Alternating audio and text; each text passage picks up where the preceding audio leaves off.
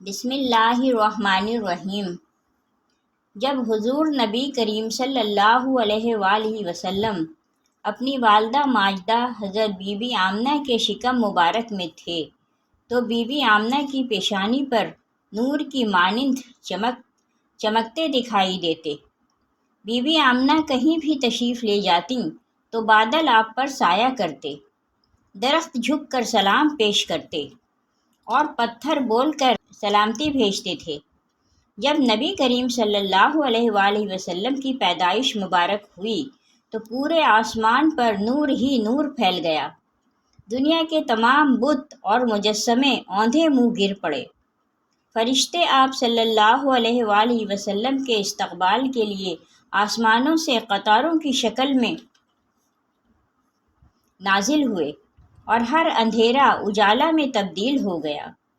حضور نبی کریم صلی اللہ علیہ وآلہ وسلم کی ولادت باسعادت کے متعلق آپ صلی اللہ علیہ وآلہ وسلم کے دادا جان حضرت عبد المطلب فرماتے ہیں کہ میں کعبۃ اللہ کا طواف کر رہا تھا کہ اچانک میں نے دیکھا کہ کعبہ چاروں طرف سے جھکا اور مقام ابراہیم میں سجدہ کرنے لگا۔ اس دوران کعبہ سے تکبیر کی صدائیں سنائی دے رہی تھیں۔ پھر میں نے دیکھا کہ کعبہ سیدھا کھڑا ہوا اور اس سے آواز آئی، ترجمہ: سب تعریفیں اس اللہ کے لیے ہے جس نے مجھے محمد صلی اللہ علیہ وآلہ وسلم کے ساتھ مخصوص فرمایا۔ حضور سرور کائنات صلی اللہ علیہ وآلہ وسلم کے دادا جان فرماتے ہیں کہ میں نے ارکان کعبہ کو آپس میں ایک دوسرے پر سلام بھیجتے سنا۔ جب میں باب صفا سے باہر کی جانب گیا تو زمین کی ہر چیز مجھے تکبیر و حمد کرتے دکھائی دیں۔ پھر میں نے یہ آواز سنی، قد جاءکم رسول اللہ صلی اللہ علیہ وسلم، یعنی تمہارے پاس رسول اللہ صلی اللہ علیہ وآلہ وسلم تشریف لے آئے ہیں۔ جب میری نگاہ بتوں کی جانب مرکوز ہوئی تو سب کے سب بت اوندھے منہ گرے پڑے تھے۔ حضور سرور کائنات صلی اللہ علیہ وآلہ وسلم کی پیدائش ایک معجزہ تھی۔ آپ کی والدہ کو بچہ پیدا ہوتے وقت کی تکلیف محسوس تک نہ ہوئی اور آپ صلی اللہ علیہ وسلم بالکل پاک صاف اور چمکتے ہوئے اس دنیا میں تشریف لائے۔ حضرت بی بی آمنہ فرماتی ہیں کہ نبی کریم صلی اللہ علیہ وسلم کی پیدائش کے بعد ایک غائبی آواز سنائی دی اور میں نے سنا کہ پکارنے والا کہہ رہا تھا کہ اس کا نام محمد صلی اللہ علیہ وآلہ وسلم رکھنا۔ یہ بچہ وہی ہے جس کا ساری دنیا کو انتظار تھا، جو دنیا کے اندھیروں اور کفر و جہالت کا خاتمہ کرے گا۔ یہ بچہ وہ آخری نبی ہے جس کی تشریف آوری کی خبر تمام انبیاء کرام علیہ السلام دیتے رہے۔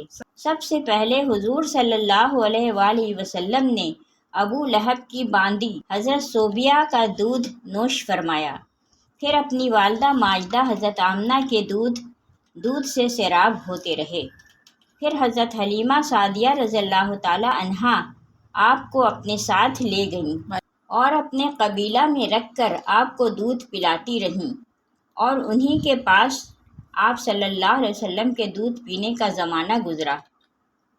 حضرت حلیمہ رضی اللہ تعالی عنہا کا بیان ہے کہ آپ صلی اللہ علیہ وآلہ وسلم کا گہوارہ یعنی جھولا فرشتوں کے ہلانے سے ہلتا تھا اور آپ بچپن میں چاند کی طرف انگلی اٹھا کر اشارہ فرماتے تھے تو چاند آپ صلی اللہ علیہ وسلم کی انگلی کے اشاروں پر حرکت کرتا تھا۔ جب آپ کی زبان کھلی تو سب سے اول جو کلام آپ کی زبان مبارک سے نکلا وہ یہ تھا، اللہ اکبر اللہ اکبر الحمد للہ رب العالمین سبحان اللہ بکرۃ و اصیلا۔ بچوں کی عادت کے مطابق کبھی بھی آپ صلی اللہ علیہ وآلہ وسلم نے کپڑوں میں بول و براز نہیں فرمایا، بلکہ ہمیشہ ایک معین وقت پر رفع حاجت فرماتے۔ اگر کبھی آپ صلی اللہ علیہ وسلم کی شرمگاہ کھل جاتی تو آپ رو رو کر فریاد کرتے اور جب تک شرمگاہ نہ چھپ جاتی آپ کو چین اور قرار نہیں آتا تھا، اور اگر شرمگاہ چھپانے میں مجھ سے کچھ تاخیر ہو جاتی تو غیب سے کوئی آپ کی شرمگاہ چھپا دیتا۔ جب آپ اپنے پاؤں پر چلنے کے قابل ہوئے تو باہر نکل کر بچوں کو کھیلتے ہوئے دیکھتے، مگر خود کھیل کود میں شریک نہیں ہوتے تھے۔ لڑکے آپ کو کھیلنے کے لیے بلاتے تو آپ فرماتے کہ میں کھیلنے کے لیے نہیں پیدا کیا گیا ہوں۔ حضور اقدس صلی اللہ علیہ وآلہ وسلم کی عمر شریف جب 6 برس کی ہوئی تو آپ کی والدہ ماجدہ آپ صلی اللہ علیہ وآلہ وسلم کو ساتھ لے کر مدینہ منورہ آپ کے دادا کے نانیال بنو عدی میں بن نجار میں رشتہ داروں کی ملاقات یا اپنے شوہر کی قبر کی زیارت کے لیے تشریف لے گئیں۔ حضور صلی اللہ علیہ وآلہ وسلم کے والد ماجد کی باندی ام ایمن بھی اس سفر میں آپ کے ساتھ تھیں۔ وہاں سے واپسی پر ابوا نامی گاؤں میں حضرت بی بی آمنہ کی وفات ہو گئی اور وہ وہیں مدفون ہوئیں۔ والد ماجد کا سایہ تو ولادت سے پہلے ہی اٹھ چکا تھا، اب والدہ ماجدہ کی آغوش شفقت کا خاتمہ بھی ہو گیا، لیکن حضرت بی بی آمنہ کا یہ در یتیم جس آغوش رحمت میں پرورش پا کر پروان چڑھنے والا ہے، وہ ان سب ظاہری اسباب تربیت سے بے نیاز ہے۔ حضرت بی بی آمنہ کی وفات کے بعد حضرت ام ایمن رضی اللہ تعالی عنہا آپ صلی اللہ علیہ وآلہ وسلم کو مکہ مکرمہ لائیں اور آپ کے دادا عبد المطلب کے سپرد کیا، اور دادا نے آپ کو اپنی آغوش تربیت میں انتہائی شفقت و محبت کے ساتھ پرورش کیا، اور حضرت ام ایمن رضی اللہ تعالی عنہا آپ کی خدمت کرتی رہیں۔ جب آپ صلی اللہ علیہ وآلہ وسلم کی عمر شریف 8 برس کی ہو گئی تو آپ کے دادا عبد المطلب کا بھی انتقال ہو گیا۔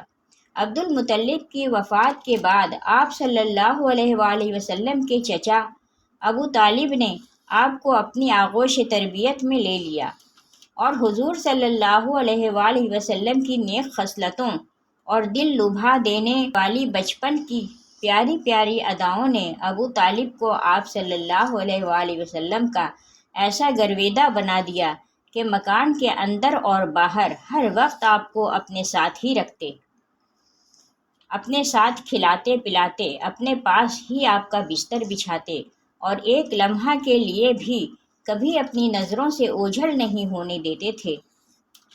ایک مرتبہ ملک عرب میں انتہائی خوفناک قحط پڑ گیا۔ اہل مکہ نے بتوں سے فریاد کرنے کا ارادہ کیا، مگر ایک حسین و جمیل بوڑھے نے مکہ والوں سے کہا کہ اے اہل مکہ، ہمارے اندر ابو طالب موجود ہیں جو بانی کعبہ حضرت ابراہیم خلیل اللہ علیہ السلام کی نسل سے ہیں، اور کعبہ کے متولی اور سجادہ نشین بھی ہیں۔ ہمیں ان کے پاس چل کر دعا کی درخواست کرنی چاہیے۔ چنانچہ سرداران عرب ابو طالب کی خدمت میں حاضر ہوئے اور فریاد کرنے لگے کہ اے ابو طالب، قحط کی آگ نے سارے عرب کو جھلسا کر رکھ دیا ہے، جانور گھاس پانی کے لیے ترس رہے ہیں، اور انسان دانہ پانی نہ ملنے سے تڑپ تڑپ کر دم توڑ رہے ہیں۔ قافلوں کی آمد و رفت بند ہو چکی ہے اور ہر طرف بربادی ویرانی کا دورہ ہے۔ آپ بارش کے لیے دعا کیجیے۔